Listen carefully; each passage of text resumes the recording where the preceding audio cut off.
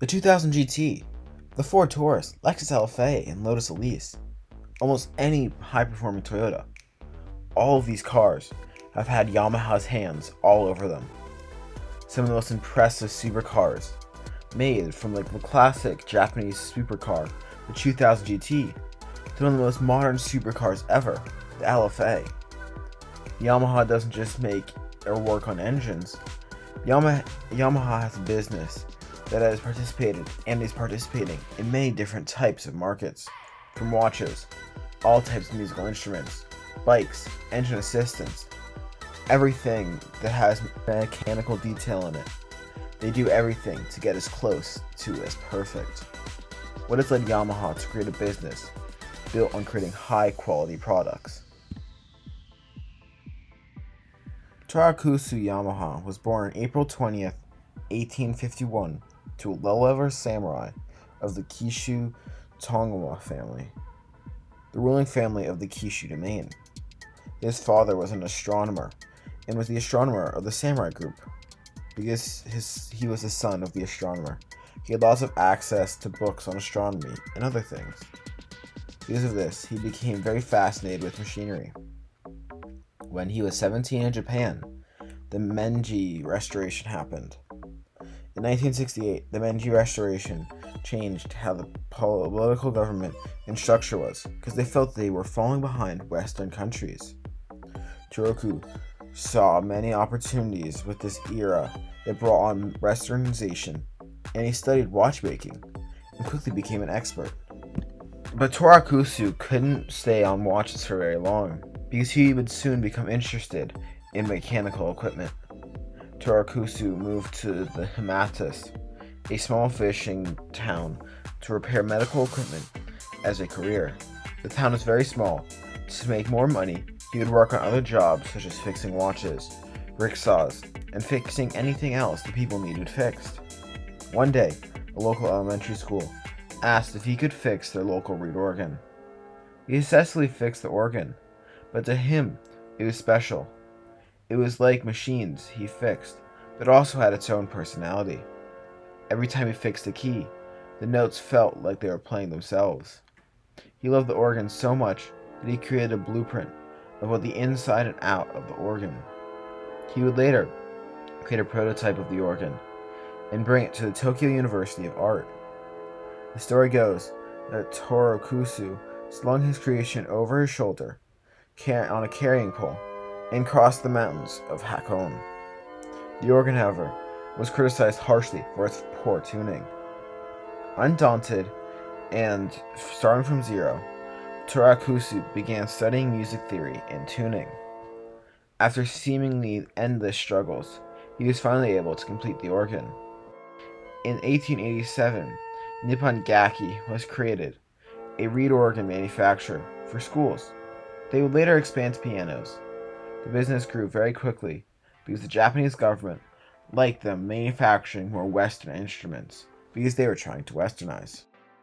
Unfortunately, their success didn't last for long because many of the investors were convinced to pull out of investment in favor of a rival organ maker. So they had to borrow lots of money to stay afloat. Luckily, the Japanese government backed them, and they were encouraged to market outside Japan. So the Japanese Ministry of Education sponsored a Yamaha tour of the United States in 1899. He was to study piano making and establish supplies and materials needed to produce pianos. The new pianos were just demonstrated in different international exhibits between 1902 and 1920. The company received many awards for the pianos and organs that had never gone to a Japanese manufacturer before, giving the Japanese government some amount of pride. During World War I, the German harmonica company lost a lot of sales due to them being on the wrong side of history. So Nippon Gaki took their product and began distributing their harmonica products as their own. Nippon Gaki created a business model of taking raw materials and creating instruments with manufacturing skills. Even though their business grew, Yamaha suddenly died, and the president Anamo suddenly had to assume presidency in 1917. After World War I, the Japanese economic market grew, and with that, so did Nippon Gaki. By 1920, Nippon Gaki had over 1,000 employees and was producing 10,000 organs a year. But they would later face bankruptcy with the appreciation of the yen, along with a few disasters, such as a fire that destroyed 2 offices, and the Great Kanto earthquake that destroyed more. Along with labor unions stepping in, all of this slowed down the process of recovery. Luckily, board member Kiichi Komoki took the presidency. He cut production costs and recognized the company. Half of all the debts were paid within the first 18 months of Kawakami taking over. Most of the musical instruments were not made in Japan, so Nippon Gaki had an acoustics lab to create the best sounding instruments. With this expansion of the school system during the 30s in Japan, they started making many instruments at lower prices, such as accordions, guitars, and other string instruments, so schools could afford them. After the Second Great War, Yamaha weren't as fortunate because they were on the Axis side.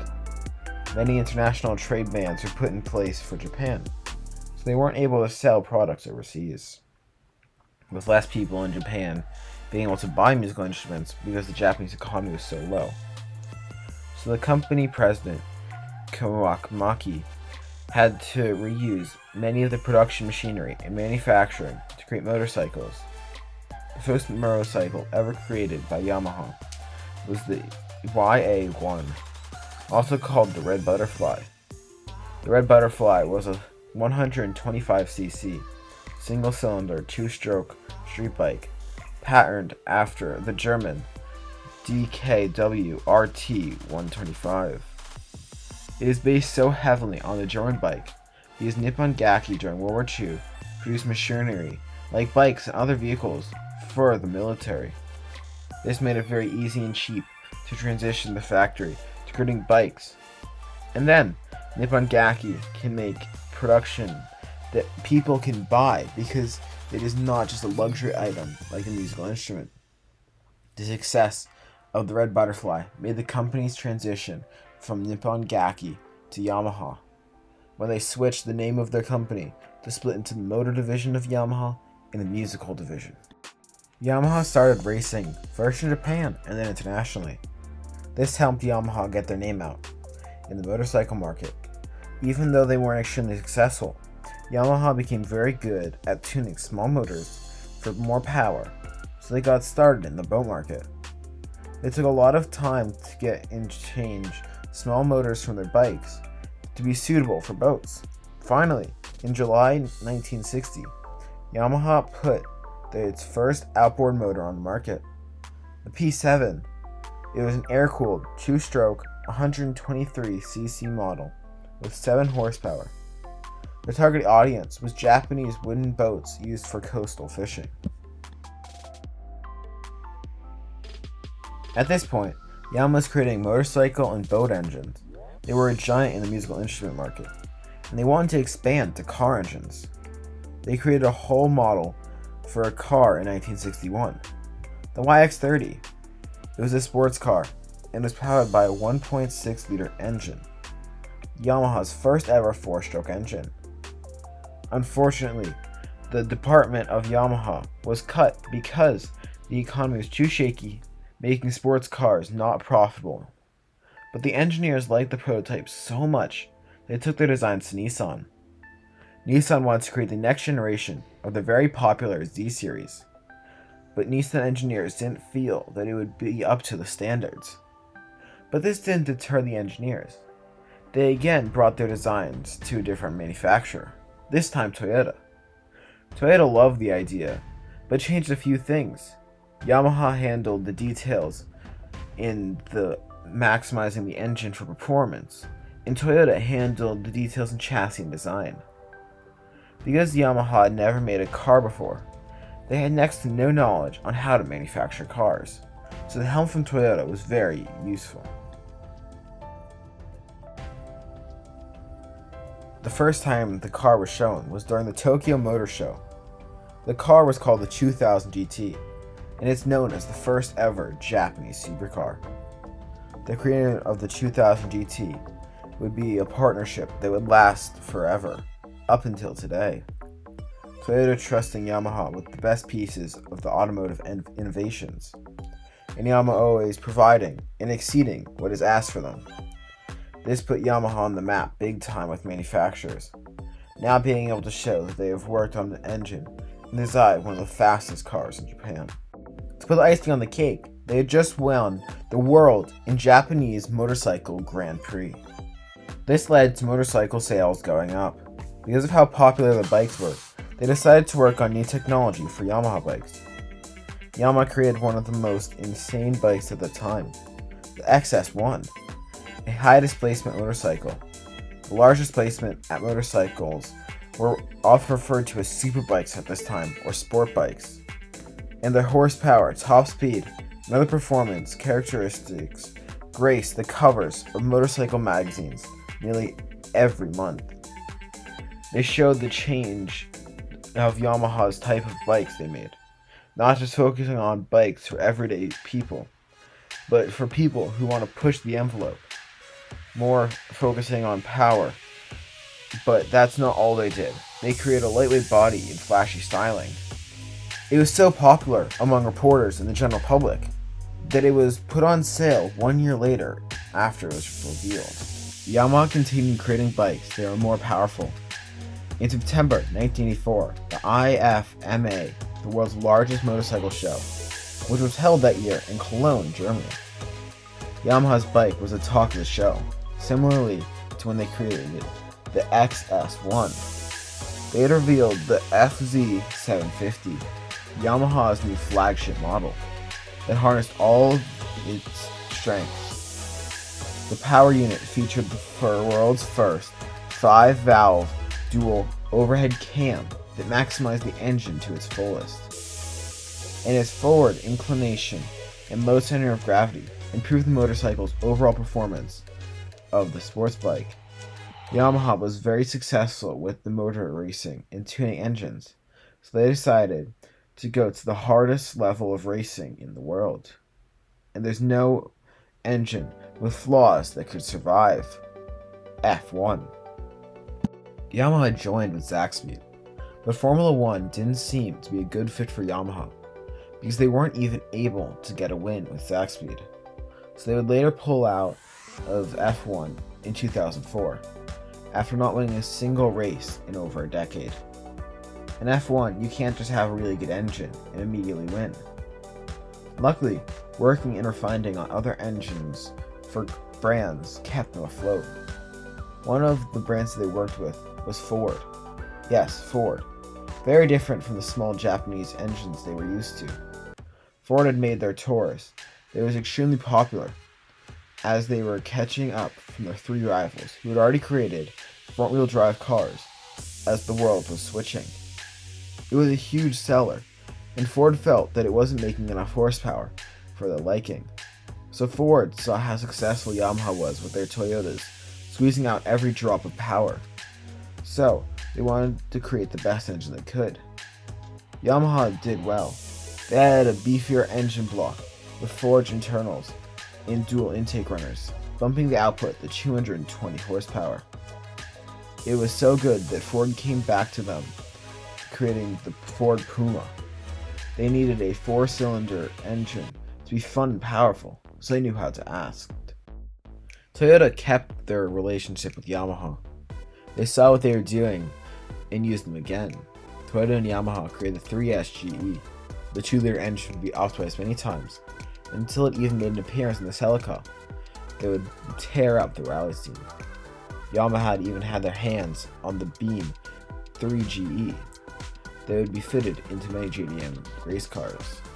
The engine was so good that Toyota replaced their 2GZ engine in a GT500 Supra, being faster and a hell of a lot lighter than a 2JZ. By the turn of the millennium, Yamaha was creating almost anything you want. Their bikes were winning in MotoGP, musical instruments of all kinds, strings, percussion, pianos, organs, not just acoustic, but they were also working on the first ever synthesizer. and everything they made was the standard by Yamaha represents. Because Toyota saw what Yamaha was capable of, and they trusted them with their most impressive car yet.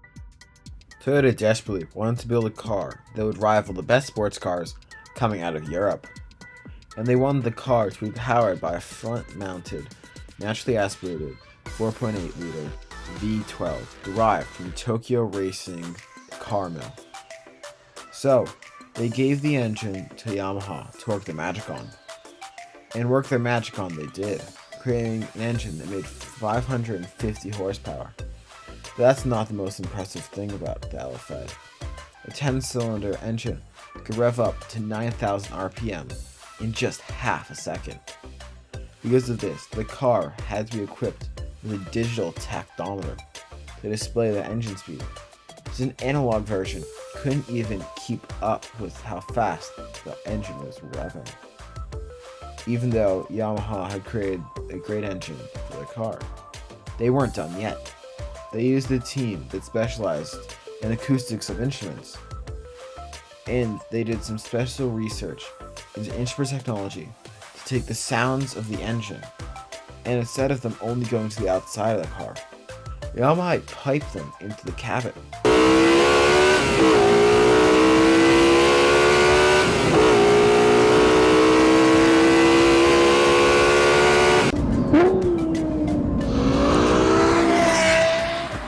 In January 2005, the first LFA concept was shown at the North American International Auto Show in Detroit.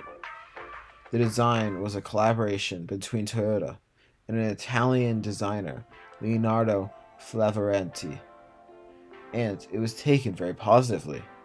The car wouldn't come out for another 5 years, with Toyota and Yamaha making changes over that time, giving the car a carbon tube chassis instead of a steel one, trying to make the LFA the best car, closest to perfection that they could.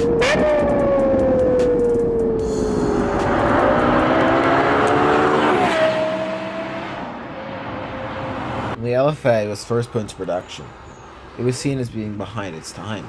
Maybe if it was sold in 2005, when it was first shown, it would have been popular.